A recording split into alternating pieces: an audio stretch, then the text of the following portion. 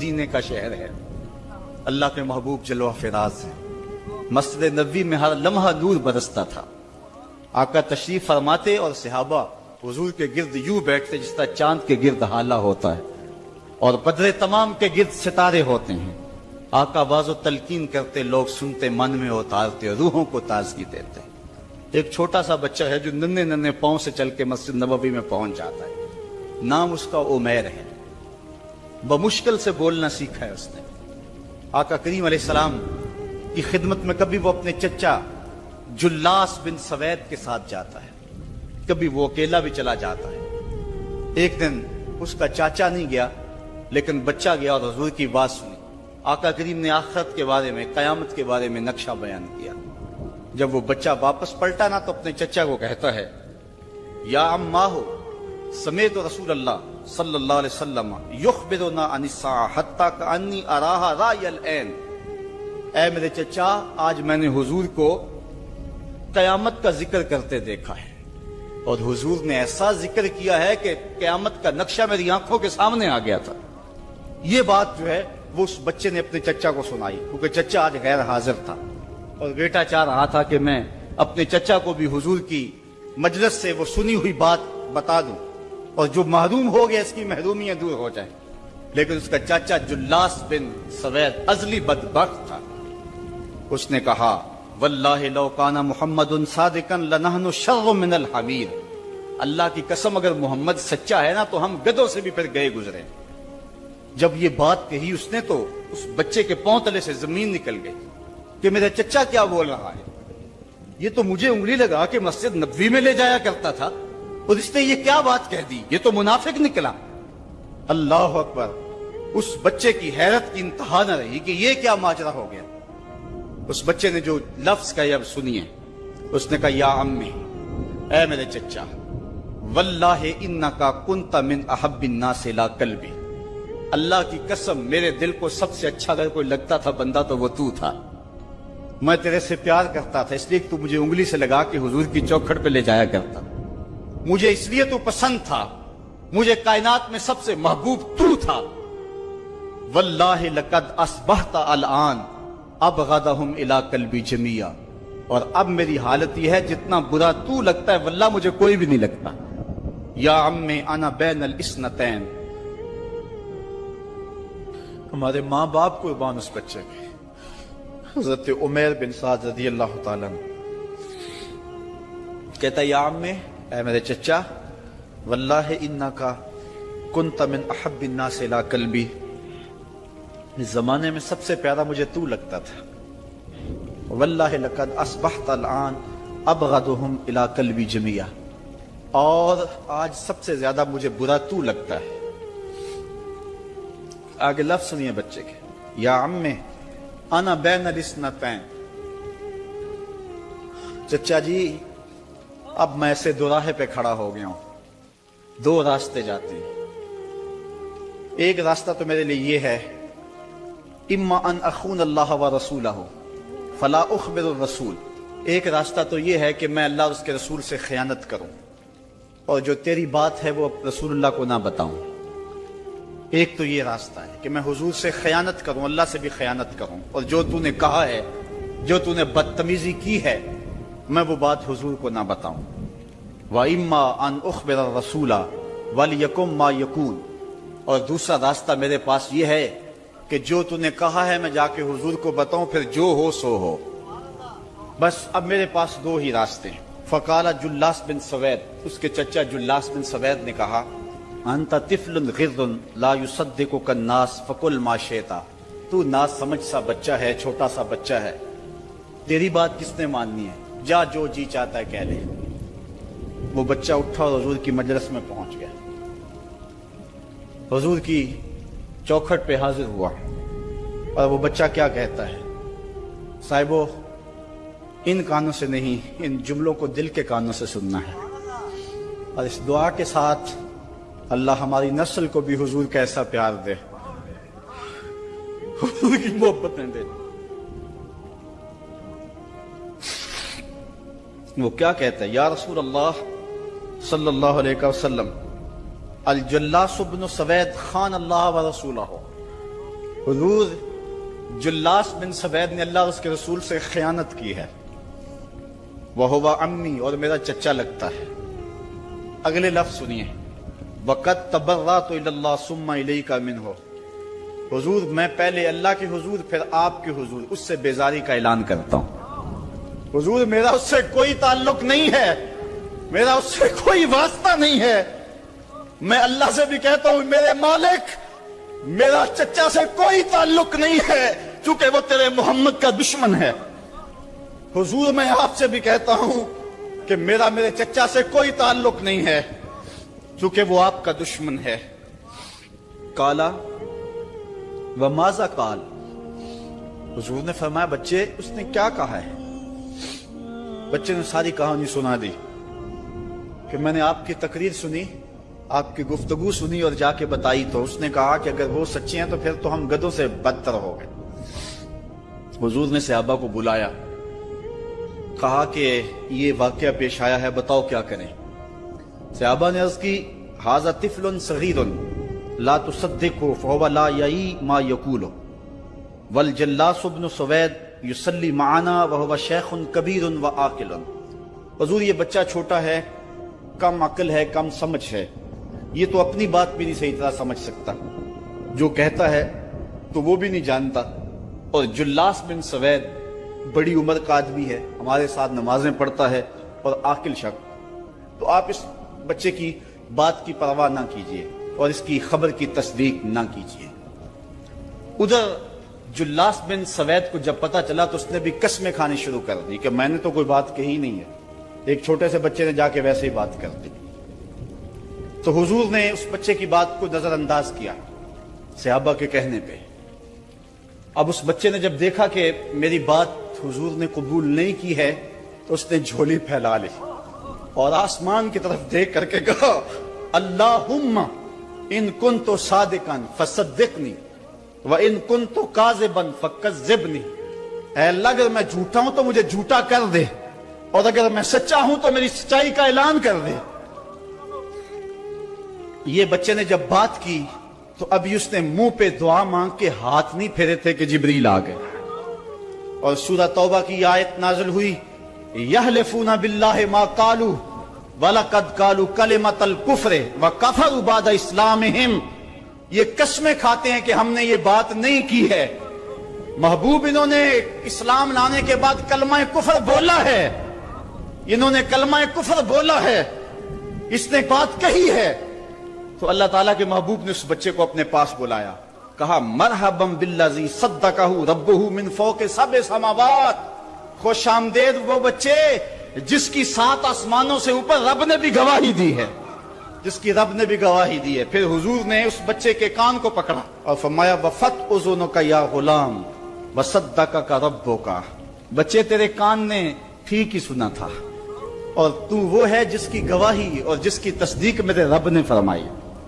اللہ اکبر۔ حضرت عمر رضی اللہ تعالیٰ عنہ کا دور آیا تو انہوں نے حضرت عمیر بن سعد انصاری رضی اللہ تعالیٰ عنہ کو حمص کا گورنر بنا دیا، اور پھر جب وہ فوت ہوئے تو حضرت عمر روئے، فرماتے کاش کہ میرے پاس عمیر جیسا کوئی دوسرا آدمی ہوتا اور میں مسلمانوں کی محافظت کے لیے اسے مقرر کرتا۔ اللہ اکبر۔ تو حضور علیہ السلام کی محبت اور حضور کے ساتھ وفا کا یہ رشتہ اور یہ تعلق اور یہ گہرا ربط اللہ تعالیٰ کی محبت کا بندے کو مستحق کرتا ہے۔ اللہ نے بھری بزم کے اندر اس بچے کو عمیر بن سعد رضی اللہ تعالیٰ عنہ کو جھوٹا نہیں ہونے دیا۔ تو اقبال کہتا ہے کی محمد سے وفا تو نے تو ہم تیرے ہیں، یہ جہاں چیز ہے کیا لوح و قلم تیرے ہیں۔ کسی امیر شخص کا نام ہے کیا بدن کے اوپر پیوند لگے لباس پہننے والے وہ فاقہ مست کیا امراء کی فہرست میں آتے تھے؟ ہمیں تو وہ کہانی بھی اسلام کی غربت کی یاد آتی ہے کہ جب احد کے اندر 70 شہیدوں کے لاشیں پڑے ہوئے ہیں تو حضرت صفیہ حضور کی پھپھی اپنے بھائی حمزہ کے لیے 2 چادریں لے کر کے کفن کی آتی ہے، تو حضور علیہ السلام نے فرمایا کہ جس قبر میں حمزہ کو دفن کیا جائے اسی قبر میں مصعب بن عمیر کو بھی کفن دیا جائے اور دفن کیا جائے، اور کہا میرے چچا کے لیے اس کی جو بہن میری پھپھو جو 2 چادریں لے آئی ہے، کہا ایک چادر ہم مصعب بن عمیر کو دیں گے۔ یہ مصعب بن عمیر کون ہے؟ تاریخ پڑھو، کتنی دل آویز تاریخ ہے۔ مکے میں ایک امیر ترین خاتون ہے جس کے بیٹے کا نام مصعب ہے، اور وہ اپنے بیٹے کو اتنا خوبصورت لباس پہناتی ہے اور اتنے خوبصورت خوشبو اور عطر اس کو لگاتی ہے کہ مصعب بن عمیر جن گلیوں سے گزرتے تھے دیر تک وہ گلیاں مہکتی رہتی تھی۔ لوگ کہتے تھے یہاں سے مصعب گزر کے گیا ہوگا اس لیے یہ گلیاں مہک رہی ہیں۔ اچھا، پھر مصعب پہ نظر پڑتی ہے میرے محمد عربی کی، تو مصعب بن عمیر حضور کی زلفوں کا اسیر ہو جاتا ہے۔ ماں کافرہ ہے، جب پتہ چلتا ہے تو اس کا لباس بھی چھین لیتی ہے، سہولتیں اور آسودگیاں بھی واپس لے لیتی ہے۔ پھر وہ وقت بھی آیا کہ مصعب بن عمیر حبشہ کی جانب ہجرت کر جاتے ہیں۔ مکے کے حالات کچھ تھوڑے سے خوشگوار نظر آئے تو وہ حبشہ سے واپس مکے جب پلٹے تو ان کے بدن پہ جو چادر تھی وہ جگہ جگہ سے پٹی ہوئی تھی۔ میرے آقا کریم علیہ السلام نے دیکھا تو حضور کی آنکھوں میں آنسو ٹپکنے لگے۔ کہا یہ وہی مصعب ہے جو اتنا خوش پوش نوجوان تھا کہ میں نے پورے مکے میں اس سے خوبصورت لباس پہننے والا کوئی دوسرا شخص نہیں دیکھا، اور آج میرے مصعب کو پہننے کے لیے جو چادر میسر ہے وہ بھی جگہ جگہ سے پٹی ہوئی ہے۔ یہ اسلام کی غربت کی کہانی ہے، اور آج احد میں یہی مصعب بن عمیر شہید ہو جاتے ہیں اور ان کے لیے کفن بھی دستیاب نہیں ہے۔ حضور نے کہا جو میرے چچا کے لیے 2 چادریں لائی ہیں ان میں سے ایک کا کفن مصعب کو دے دو نا، اور دوسری چادر سے کفن میرے چچا کو دے دیا جائے۔ اچھا، حضرت مصعب کے لیے بڑی چادر رکھ دی گئی، اور حضرت امیر حمزہ کے لیے جو چادر تھی وہ چھوٹی تھی، اگر سر ڈھانپتے تھے تو پاؤں ننگے ہو جاتے، اگر پاؤں ڈھانپتے تھے تو سر ننگا ہو جاتا۔ حضور نے فرمایا میرے چچا کا سر ڈھانپ دو اور پاؤں کے اوپر اذخر نامی گھاس ڈال دو۔ میں یہ اسلام کی غربت کی کہانی تمہیں سنا رہا ہوں، جب میرے رسول کے چچا کے لیے پورے کفن کا ٹکڑا بھی دستیاب نہیں تھا، اسلام اس وقت بھی عزت پا گیا تھا، اسلام اس وقت بھی ذلیل نہیں تھا، اسلام اس وقت بھی سربلند تھا، اور اسلام اس وقت بھی عزتوں کی مسند پہ تھا۔ یہ اسلام کا وہ دور ہے کہ جب حضور مسجد نبوی سے باہر نکلتے ہیں تو آگے حضرت عمر و ابو بکر رضی اللہ تعالی عنہما کھڑے ہیں، چہرے کے اوپر عجیب اداسی ہے۔ کہا عمر، ابو بکر اس وقت کیوں کھڑے ہو؟ عرض کی حضور بھوک نے گھر میں ٹکنے نہیں دیا، ہم نے چاہا حضور کا چہرہ دیکھ لیں تو کچھ پیاس بجھ جائے، کچھ بھوک مٹ جائے۔ حضور نے فرمایا میرا حال بھی یہی ہے، جس چیز نے تجھے گھروں سے نکالا ہے وہی چیز مجھے گھر سے نکال لائی ہے۔ چلتے ہوئے حضرت ابو ایوب انصاری کے گھر کے قریب سے گزرے،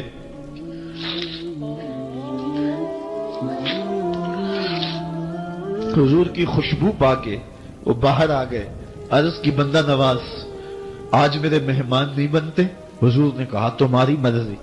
گھر لے گئے، چٹائی بچھائی، حضور کو بٹھایا، گھر والوں کو بکری کا بچہ ذبح کر کے دیا، کہا جلدی جلدی کھانا تیار کرو، میرے آقا کو بھوک لگی ہوگی۔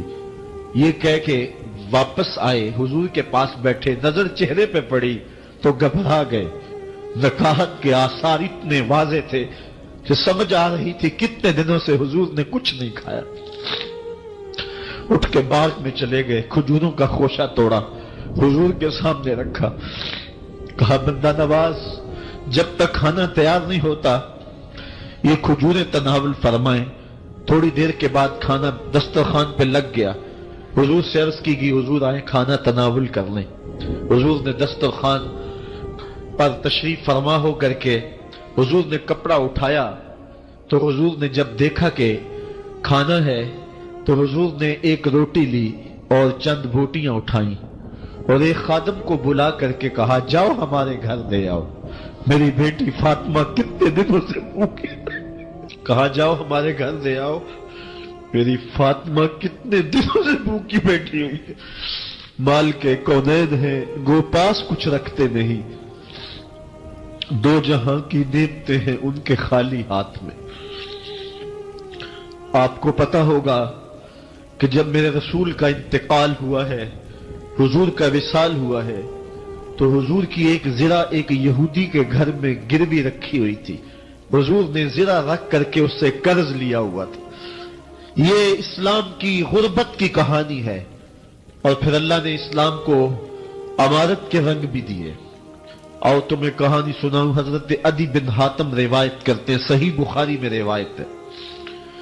یہ حاتم تائی کے بیٹے ہیں. کہتے ہیں میں حضور کی خدمت میں حاضر ہوا. ایک شخص آیا, کہنے لگا حضور غربت نے میرا برا حال کر دیا ہے. اور اس نے شکایت کی, غربت کی, پسماندگی کی اور اپنی معاشی بدحالی کی. پھر ایک شخص آیا, کہنے لگا حضور میرے پاس دولت تو ہے لیکن میں نے جس منزل پہ جانا ہے راستہ پر خطر ہے, تو میرے لیے کیا حکم ہے کہ میں کیسے راستہ طے کروں. تو یہ دو لوگوں نے یہ باتیں کی تو حضرت عدی کہتے ہیں کہ حضور نے روئے سخن میری جانب موڑا اور میری جانب مخاطب ہو کے کہا عدی تو نے ہیرا دیکھا ہے؟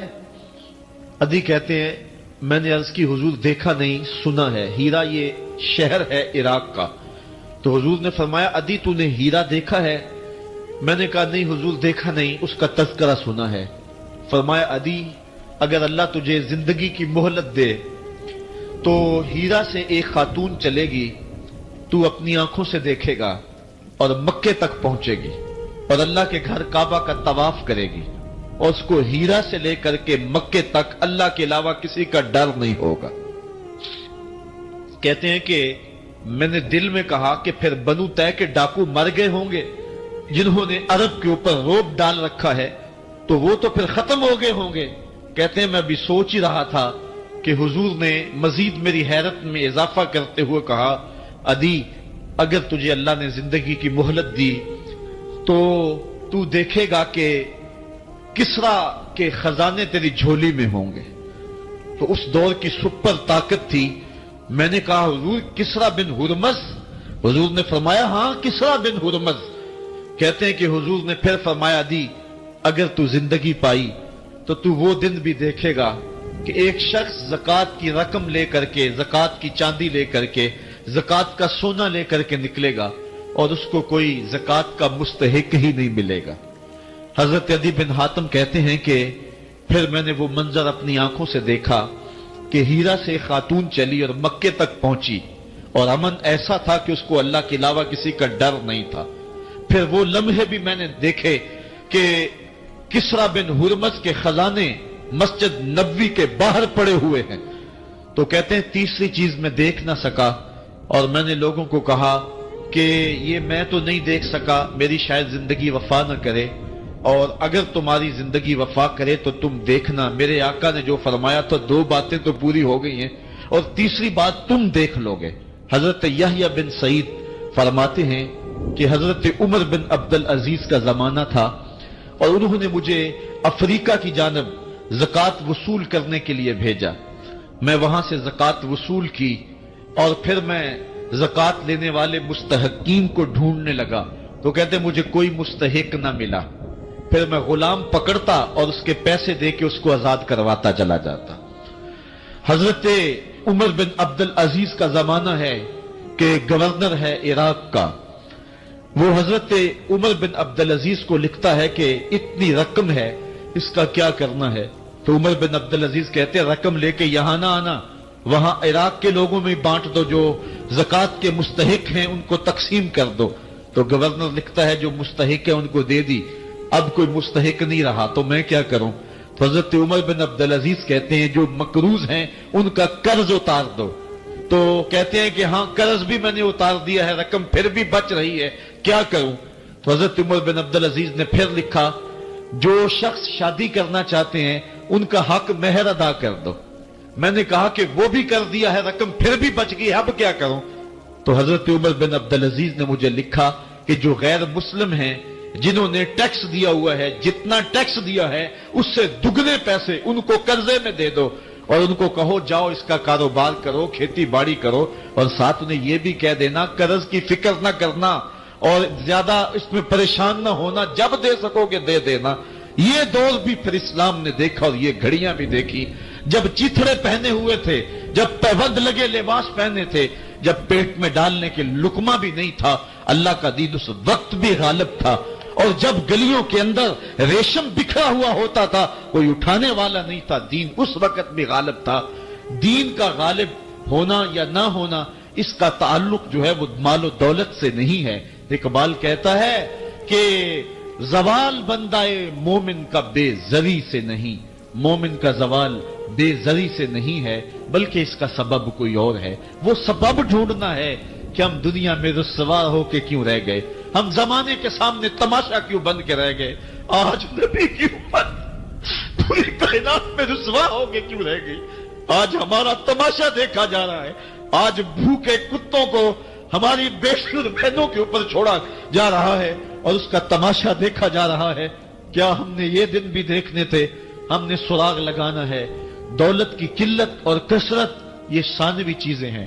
ہم نے تاریخ میں دیکھا ہے ہم کبھی مالی طور پہ کمزور تھے، رسوا نہیں ہوئے۔ اور ایک روایت حضرت سلیمان بن سرد رضی اللہ تعالی عنہ سے مروی ہے، کہتے ہیں کنت جالسا مع النبی صلی اللہ علیہ وآلہ وسلم، میں حضور علیہ السلام کی مجلس میں بیٹھا ہوا تھا، دو لوگ تھے وہ آپس میں الجھ رہے تھے، ان میں سے ایک شخص کا چہرہ غصے سے سرخ ہو گیا، رگیں پھولی ہوئی تھی اور ایک دوسرے کے لیے سب و شتم کا ماحول پیدا ہو گیا تھا۔ اللہ کے رسول صلی اللہ علیہ وآلہ وسلم نے ارشاد فرمایا میں ایسا کلمہ جانتا ہوں کہ اگر یہ کلمہ پڑھ لیں تو ان کا یہ غصہ زائل ہو جائے گا، ان کی جو کیفیت ختم ہو جائے گی، اور وہ کیا ہے؟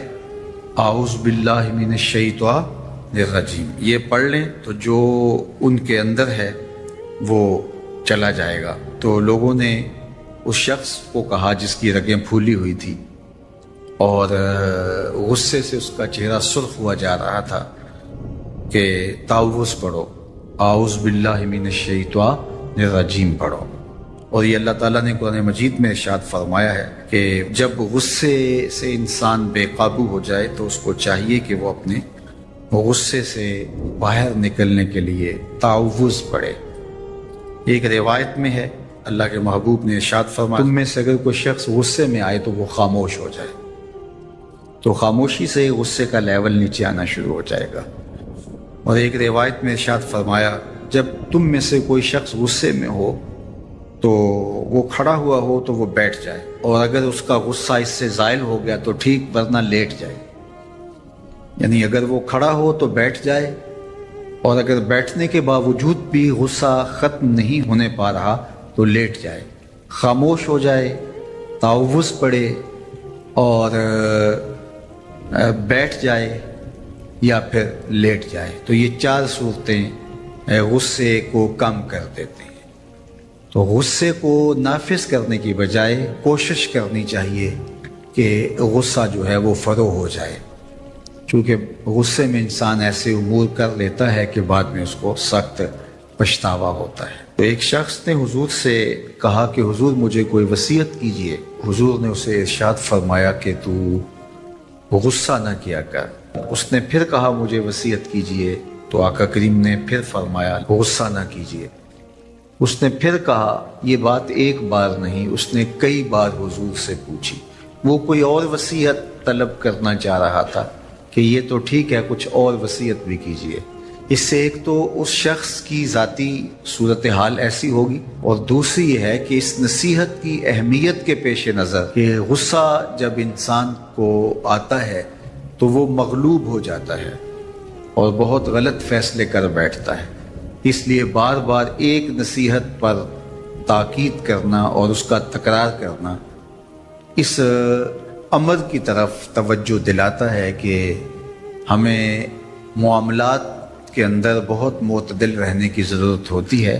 جو شخص غصے کو نافذ کرنے کی طاقت رکھتا ہے، ایک تو ہوتا ہے کہ بندہ غصے سے خود اپنے آپ کو بے چین کرے گا، لیکن اپنے غصے کو نافذ نہیں کر سکتا، غصہ نکال نہیں سکتا، خود پیچ و تاب کھائے گا۔ لیکن یہ وہ شخص ہے جو غصے کو نافذ کر سکتا تھا، اس کے پاس طاقت تھی، لیکن اس نے اس کے باوجود غصے کو ضبط کیا۔